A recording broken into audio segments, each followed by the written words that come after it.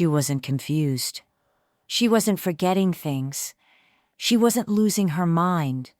But her own son told the doctors she was. And for nearly 2 years, everyone believed him. Her doctor, her bank, her neighbors, even her youngest daughter. Everyone, except the one person who saw the truth. This is the story of Margaret Calloway, a 74-year-old retired school teacher, and the diagnosis that was never real. She wasn't confused. She wasn't forgetting names, or leaving the stove on, or wandering the hallway at 3 a.m. She was sharp. She remembered her grandchildren's birthdays, followed her favorite news programs, and still corrected people's grammar at the dinner table. But on a Tuesday morning in October, her son Daniel sat across from her doctor and described a woman who was barely holding on. He talked about episodes she never had. He mentioned a fall that never happened. He handed the doctor a handwritten list of concerning behaviors, typed carefully, printed neatly, none of which were true. And the doctor, a kind man who had only met Margaret twice, looked at the paperwork and at the concerned son in front of him, and he believed every word. That referral led to an evaluation. The evaluation led to a diagnosis.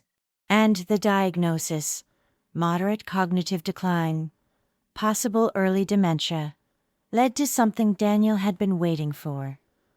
Legal power of attorney over his mother's entire estate. On What Happened Next is the kind of story that makes you check on your own parents. It is the story of Margaret Calloway, a 74-year-old retired school teacher from Ohio, and the 2 years that nearly cost her everything.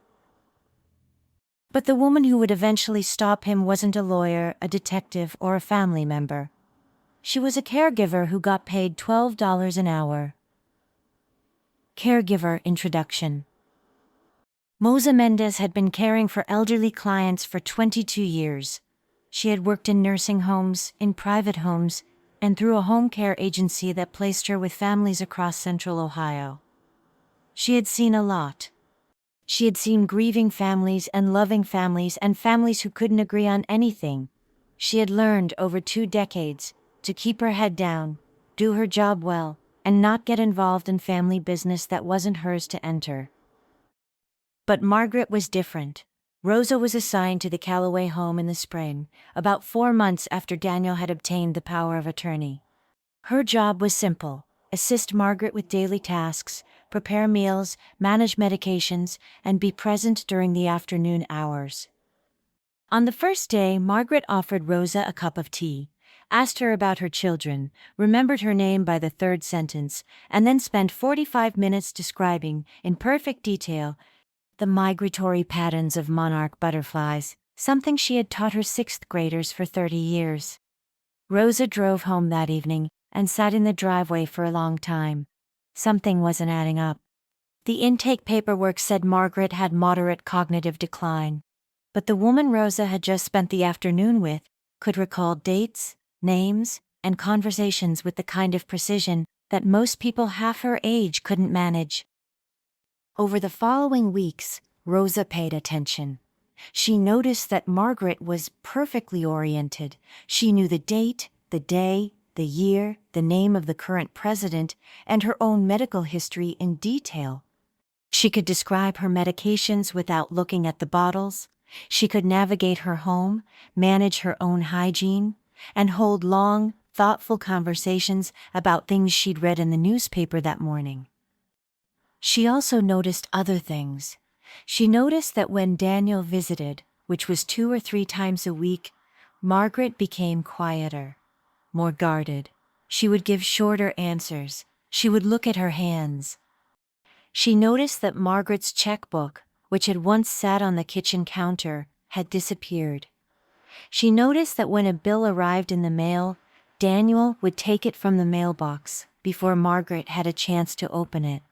And she noticed, one afternoon in June, that Margaret sat down at the kitchen table, looked out the window for a long time, and said quietly, "Rosa, do you ever feel like someone is making decisions for you that aren't theirs to make?" Rosa didn't answer right away. She set down the dish she was draining. She looked at Margaret, and she said, "Yes, Margaret, sometimes I do." That was the moment Rosa stopped just being a caregiver. That was the moment she started keeping a notebook. Every evening, in the parking lot of a gas station 2 blocks from the Calloway home, Rosa would sit in her car and write down everything she had observed that day: dates, times, conversations, Daniel's visits, what Margaret said, what she didn't say. By August, 3 months into the job, Rosa had filled 42 pages of that notebook. She had documented 11 separate visits by Daniel, during which she reviewed financial documents without Margaret present. She had recorded 4 phone calls she overheard in which Daniel spoke to someone about the estate timeline. She had noted on 12 different occasions that Margaret had asked Daniel about specific accounts: her retirement savings, the money from her late husband's pension, and been given vague, dismissive, and disagreeable sets. She had also documented something that bothered her more than anything else: the original dementia evaluation, the one that led to Daniel's power of attorney, had been conducted at a small private clinic Rosa had never heard of. Not a hospital, not a major neurology practice, a private clinic that Rosa discovered when she looked it up one evening on her phone had received 3 complaints to the state medical board in the past 4 years. She didn't know what to do with that information. She was a caregiver, not a lawyer, not a detective. If she raised concerns and was wrong, she would lose her job and her professional reputation. If she raised concerns and was right, and Daniel found out, she would still lose her job. And then, in September, the situation changed. Margaret's daughter Claire called from Seattle. Claire had been talking to her mother every Sunday for years. But the last 3 Sundays, something had felt off. Not with Margaret, but with the conversations themselves. They were shorter. Margaret seemed distracted. She kept saying, "I can't really talk right now." Emotional breaking point. It was a Wednesday afternoon when Daniel called the home care agency. He said Rosa was interfering in family matters. He said she had been asking Margaret inappropriate questions about finances. He demanded she be replaced immediately. The agency called Rosa the same evening. They were apologetic. They had no choice. She was being reassigned. The Rosa sat in her car outside the agency office for over an hour. She thought about Margaret sitting at that kitchen table alone. She thought about what Margaret had said that afternoon in June. She thought about 42 pages of handwritten sitting in a spiral notebook in her glove compartment.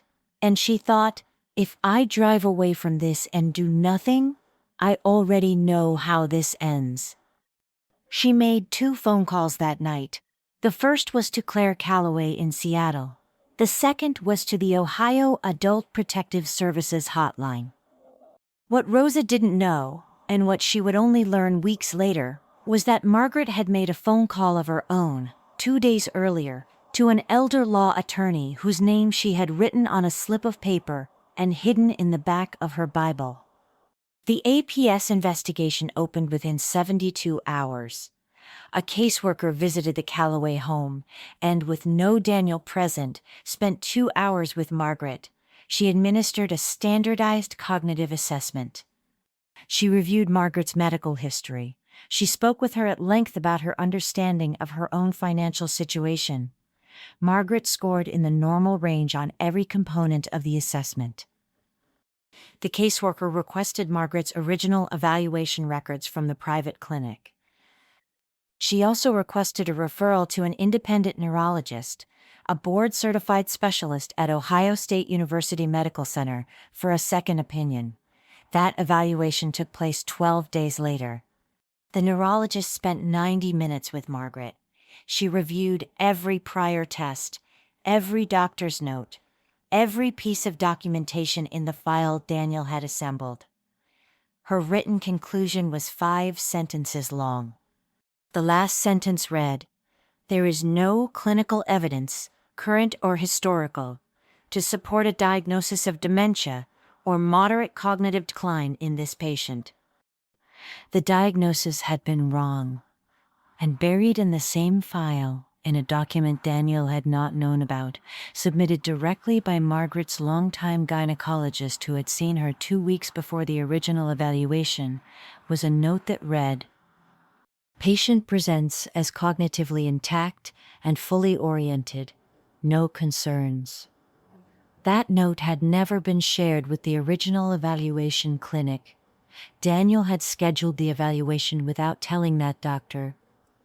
He had brought his own paperwork, his own list, his own story, and it had worked, until it didn't. The elder law attorney Margaret had quietly contacted had already begun building a case. With Rosa's documented records, the APS caseworker's findings, the independent neurological evaluation, and the buried doctor's note, the picture became undeniable. Bank records showed that over 19 months, more than $94,000 had been transferred out of Margaret's retirement accounts. Some to accounts in Daniel's name, some to pay off a personal loan, some to a third party whose identity was still being investigated. Margaret listened to all of it at a conference table in the attorney's office. Claire sat beside her, holding her hand. Rosa sat across the table, her spiral notebook open on the table in front of her, 42 pages of quiet, steady, undeniable truth. Margaret was quiet for a long time. Then she looked at the attorney and said, calmly and clearly, "What do we do first?" The power of attorney was revoked within the week. The Ohio Attorney General's Elder Abuse Unit opened a formal investigation. Daniel was served with civil papers and, within 4 months, faced both a civil lawsuit and a criminal referral for financial exploitation of an elderly person.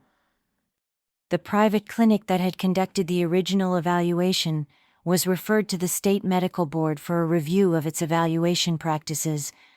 2 of its other cases were flagged for re-examination. $41,000 was recovered in the first settlement. Margaret's attorney believed the full amount would follow through civil proceedings. Daniel did not attend his mother's 75th birthday party that December. He sent no card, no call. Margaret told Claire she felt lighter than she had in 2 years. Claire asked her if she was angry. Margaret thought about it for a moment. "I'm sad," she said. "You can love someone and still let the law do what it needs to do." Emotional ending. Rosa went back to work for Margaret 2 weeks after the APS investigation concluded. Not through the agency, Margaret hired her directly. On her first day back, Margaret had a pot of tea already made. She handed Rosa a card. Inside, in careful schoolteacher handwriting, it said, "You were the only one who saw me clearly when everyone else had decided who I was. I won't forget that." Rosa set the card down on the kitchen table. She looked out the window at the same view Margaret had looked at that afternoon in June, when she'd asked whether Rosa knew what it felt like to have someone else make decisions that weren't theirs to make. She did know. Margaret Calloway never had dementia. She had a son who needed money, and the arrogance to believe he could rewrite reality to get it. What he didn't account for was a caregiver with a $12 an hour paycheck and a spiral notebook, and a mother who quietly and carefully had been keeping her own record of the truth all along. Margaret still corrects people's grammar. She still follows the news. She still knows the migratory patterns of monarch butterflies. She never needed anyone to speak for her. She just needed someone to listen.